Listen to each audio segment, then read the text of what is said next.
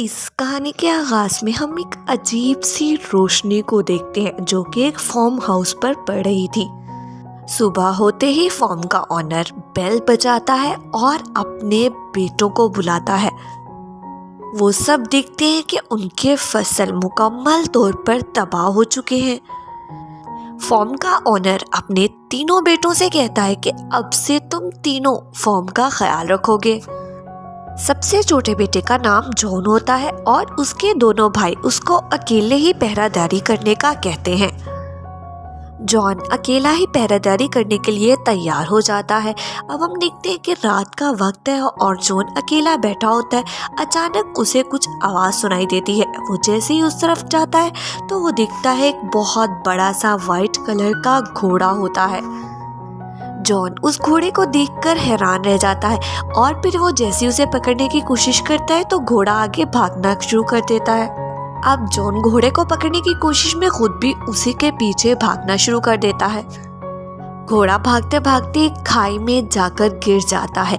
John जल्दी से उसके पीछे जाता है और उसको वहां से बाहर निकालता है।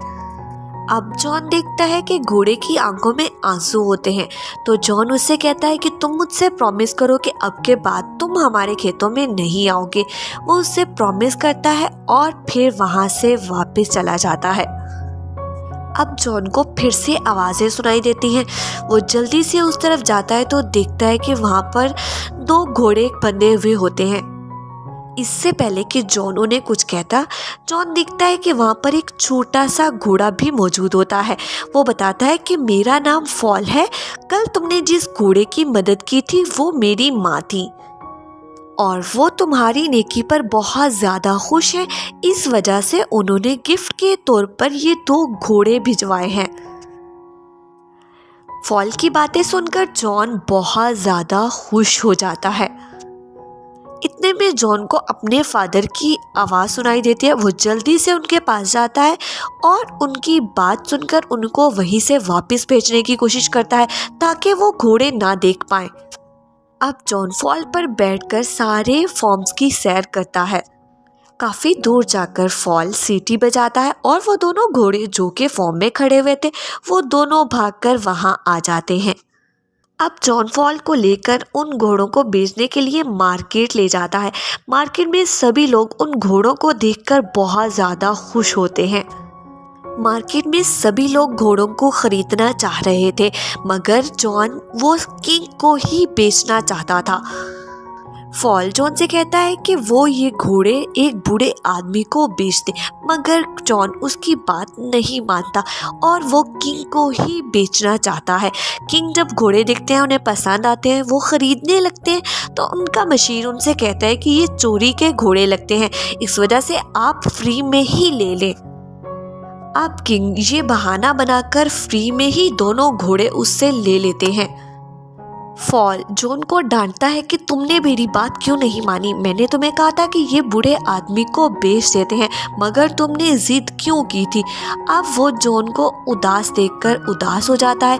इस वजह से वो फिर से सीटी बजाता है और दोनों घोड़े भागकर उनकी तरफ आ जाते हैं, मगर किंग की बग्गी उलट जाती है और वो आटे में जा गिरते हैं। किंग को ये सब देखकर बहुत गुस्सा आता है, मगर वहाँ पर बहुत लोग जमा थे, इस वजह से वो कुछ नहीं कहता है और वो जॉन से कहता है कि अब इसकी कीमत लगाओ। तो वो उन घोड़ों की बहुत ज़्यादा कीमत लगाता है, मगर फिर उसके मशीर कहते हैं कि आप जॉन को अपने पास ही काम पर रख ले, क्यों ना वो यहीं पर बैठ के काम करेगा और आप फिर उससे अपने किए का बदला भी ले लीजिएगा। जॉन वहीं पर रहकर काम करना शुरू कर देता है। तो एक दिन किंग का मशीर किंग से कहता है कि आप उस नया परिंदे को इससे कहें कि लेकर आए, और जब वो नहीं ला पाएगा तो आप इसको मौत की सज़ा सुना दीजिएगा और इस तरह से आप अपना बदला भी ले लेंगे। अब किंग जॉन से ये करने को कहता है तो जॉन उसका चैलेंज एक्सेप्ट कर लेता है। जब ये बात फॉल को पता चलती है तो वो जॉन को ऐसा करने से मना करता है, मगर वो कहता है कि मैं अब चैलेंज एक्सेप्ट कर चुका हूँ। अब वो दोनों उस बर्ड की तलाश में निकल जाते हैं। फॉल जॉन को एक दरख्त के पास ले आता है जहाँ पर बहुत से नट होते हैं और फॉल बताता है कि जैसे ही फायरबर्ड इन नट्स को खाता है वो थोड़ी देर के लिए बेहोश हो जाता है। अब वो दोनों वहाँ से वो नट तोड़ते हैं और उसी जगह पर चले जाते हैं जहाँ पर फायरबर्ड रहा करता था। फायरबर्ड ज़मीन के अंदर रहता था।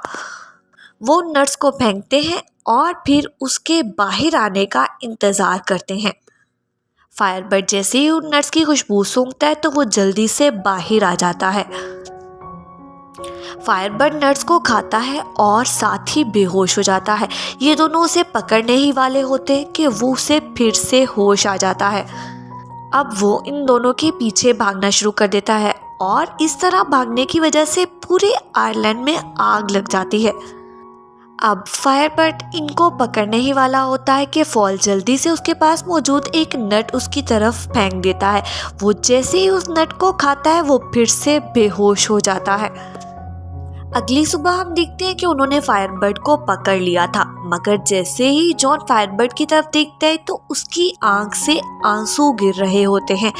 ये देखकर जॉन को बहुत ज़्यादा बुरा लगता है और वो फायरबर्ड को आज़ाद करने का फैसला करता है। अब वो फायरबर्ड को जैसे ही आज़ाद करता है तो वो उड़ते हुए अपना एक पंख जॉन को दे जाता है। पंख भी बहुत ज़्यादा गर्म होता है। अब फॉल जॉन से कहता है कि किंग अब तुम्हें नहीं छोड़ेगा, मगर जॉन कहता है कि शायद ये पंख देखकर किंग मुझे बख्श दे। जॉन वो पंख लेकर किंग के पास चला जाता है। अब किंग जॉन की किसी भी बात पर यकीन नहीं करता और उसको मौत की सज़ा सुना दी जाती है। वो सबके सामने वो पंख दिखाता है, मगर अब वो ग्लो नहीं कर रहा था।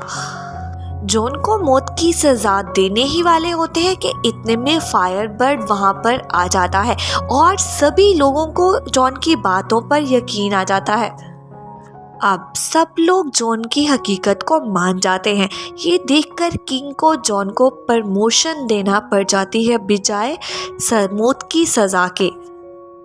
किंग का गुस्सा अब पहले से भी मज़ीद और बढ़ जाता है। वो अपने मशीरों से कहता है कि अब कुछ और सोचो। तो वो अब बहुत सोच समझकर किंग को मशवरा देते हैं कि अब हम जॉन को माउंटेन की क्वीन लाने का कहते हैं। अगर वो लाने में कामयाब ना हुआ तो आप उसको मौत की सज़ा दे दीजिएगा, और अगर वो लाने में कामयाब हो गया तो आप उसको क्वीन से शादी कर लीजिएगा। जॉन और फॉल जैसे ही माउंटेन पर पहुंचते हैं तो वो देखते हैं कि वहाँ पर एक बहुत बड़ा बर्फ़ से बना हुआ दरवाज़ा होता है। वो लोग अभी उसे तोड़ने का सोच ही रहे होते हैं कि इतने में वहाँ पर फायरबर्ड का पंख आ जाता है और वो जैसे ही उस दरवाजे से टकराता है दरवाज़ा टूट जाता है और पानी का एक सैलाब बहने लग जाता है। फॉल उसी सैलाब में बह जाता है और अब जॉन उसके अंदर चला जाता है। अंदर बहुत सारी लड़कियां सो रही होती हैं। अब पता ये लगाना था कि क्वीन कौन सी है। थोड़ी ही देर में फायरबर्ड का पंख आकर एक लड़की के चेहरे पर गिरता है तो जॉन समझ जाता है कि यही क्वीन है। अब वो उन्हें बताता है कि मेरे किंग आपसे शादी करना चाहते हैं। क्वीन इसके जवाब में कहती है कि अगर तुम्हारे किंग इतने ही बहादुर होते तो वो खुद मुझे लेने आते, वो तुम्हें ना भेजते। अब ये कहकर क्वीन उस माउंटेन से छलांग लगा देती है और जॉन भी उनके पीछे ही वहाँ से छलांग लगा देता है, मगर फॉल उन दोनों को बचा लेता है और अपने ऊपर बिठाकर माउंटेन से नीचे ले जाता है। अब वो लोग एक जगह पर बैठे होते हैं तो फॉल दिखता है कि जॉन क्वीन में इंटरेस्टेड है। फॉल जॉन से कहता है कि अगर किंग को ये बात पता चली तो वो तुम्हें जिंदा नहीं छोड़ेंगे, और क्वीन इनकी ये सब बातें सुन लेती है। अगली सुबह होते ही वो लोग किंग के पास जाते हैं और सभी लोग इतनी खूबसूरत क्वीन देखकर हैरान रह जाते हैं। किंग को जॉन को देखकर गुस्सा तो आता है, मगर वो इतनी खूबसूरत क्वीन देखकर काम हो जाता है। जॉन की इस अचीवमेंट पर उसको प्रमोशन भी मिल जाती है, मगर उसको इस प्रमोशन से कुछ ज़्यादा खुशी नहीं होती है। वो छुपकर क्वीन से मिलने जाता है और इससे पहले कि उसे कुछ बताता, किंग के लोग आते हैं और उस क्वीन को वहाँ से ले जाते हैं। किंग जैसे ही शादी के लिए प्रपोज करता है तो क्वीन उसे जवाब देती है कि मैं तुमसे एक ही शर्त पर शादी करूंगी, अगर तुम मेरी ग्रैंड मदर की गुम हुई रिंग समंदर से ढूंढ कर ले आओ। अभी वो लोग बातें कर ही रहे होते कि जॉन वहाँ पर आ जाता है और किंग जॉन को देखकर ये काम भी उसी के सुपुर्द कर देता है। जॉन फॉल से जब रिंग के बारे में पूछता है तो वो कहता है कि मैं तो इस बारे में कुछ भी नहीं जानता। इसके बाद फॉल अपनी मदर से बात करता है तो वो बताती है कि समंदर के बीच में एक व्हेल है, वो रिंग उसके पेट में है जो कि एक आइलैंड के पास मिलेगी। दोनों जैसे ही उसकी तलाश में निकलते हैं, अचानक बर्ड्स के टकराने से जॉन पानी में जा गिरता है और फिर अब हम देखते हैं कि वो उस व्हेल के पास पहुंच जाता है। वहाँ पर बहुत बड़ी बड़ी जंजीरें बंधी हुई होती हैं।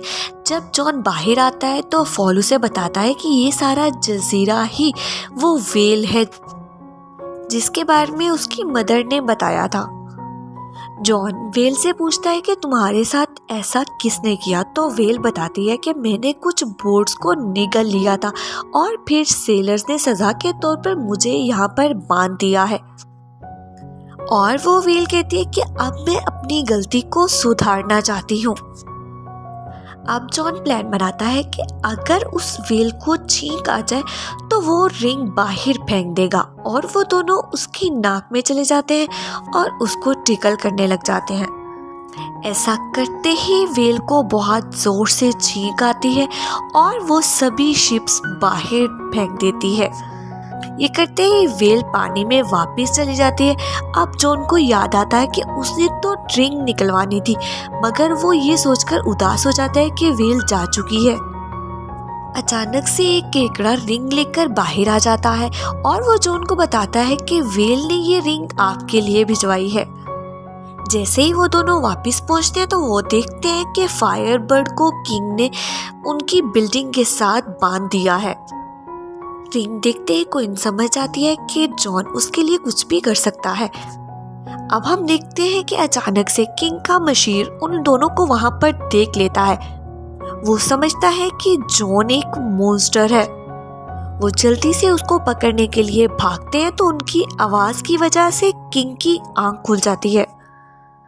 किंग फॉल को शूट कर देता है और जॉन चाहकर भी उसको बचा नहीं पाता।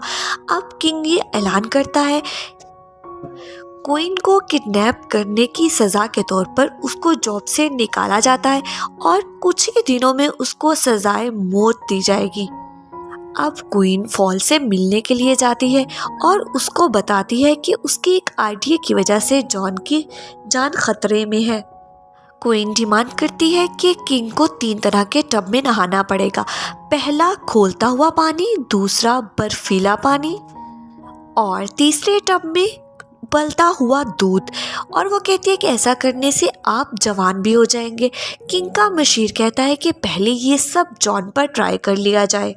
क्वीन फॉल से कहती है कि जॉन की जान बचाने के लिए पहले टब में उसकी दादी की रिंग, दूसरे टब में फायरबर्ड का पंख और तीसरे टब में लाइफ का रोज डाल दिया जाए तो उसकी जान बच सकती है। फॉल कहता है कि वो फ्लावर्स कहाँ से मिलेंगे, तो क्वीन उसे बताती है कि ये दुनिया के आखिरी कोने से मिलेंगे, मगर तुम्हारी स्पीड इस कदर है कि तुम उन्हें जल्दी लेकर आ सकते हो। अब हम देखते हैं कि अगली सुबह सब लोग जमा हैं और वो टब तैयार हो चुके हैं।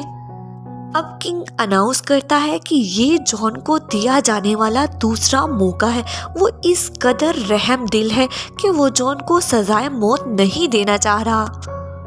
अब जॉन को पहले टब में गिरा दिया जाता है। क्वीन भी जल्दी से अपनी रिंग उस टब में फेंक देती है।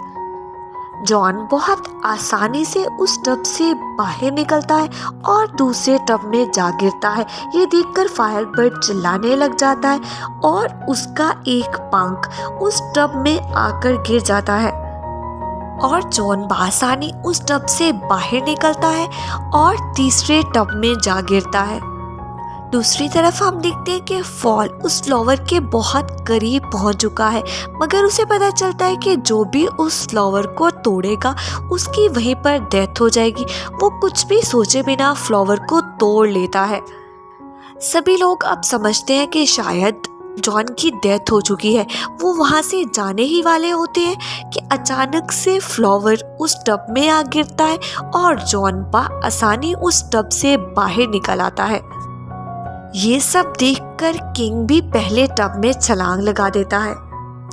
किंग एक बबल में कैद होकर वहां से चला जाता है। सभी लोग ये देखकर बहुत ज्यादा खुश होते हैं और वो जॉन को अपना नया किंग बना लेते हैं। अब वो दोनों फॉल के पास जाते हैं और उसे बताते हैं कि वो फ्लावर तो सिर्फ और सिर्फ उसका टेस्ट ले रहे थे। और हम देखते हैं कि अब जॉन और क्वीन की शादी हो जाती है। इसके साथ ही ये कहानी इख्तिताम पजीर होती है।